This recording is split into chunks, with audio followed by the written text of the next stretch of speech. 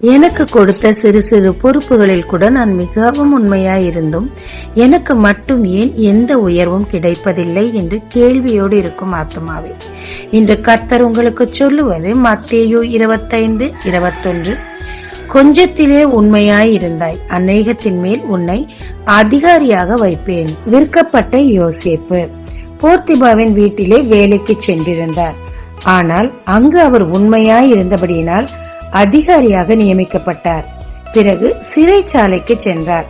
அங்கும் அவர் உண்மையாயிருந்தபடியினால் தேவன் இவரோடு இருக்கிறார் என்று கண்டறிந்து அங்குமே அவரை அதிகாரியாக வைத்தனர். பிறகென்ன, ராஜ்யத்திற்கே அதிகாரியாக மாறினார்.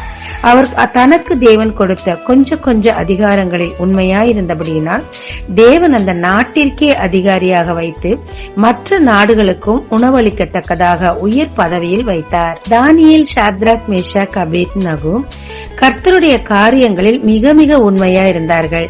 நாட்டில் உயர் பதவியை பெற்றுக்கொண்டு அதிகாரியாக நியமிக்கப்பட்டார்கள். ஆமாங்க, நமக்கு தேவனோ அல்லது மனிதர்களோ சிறு சிறு பொறுப்புகளை கொடுக்கும் போது அதில் நாம் உண்மையாயிருக்கும் போது, நம்முடைய முழு உழைப்பை அதன் மேல் நாம் போடும் போது, காரிய சித்தியோடு நடந்து கொள்ளும் போது தேவன் கண்களிலும் மனிதர் கண்களிலும் தயவு கிடைக்குங்க.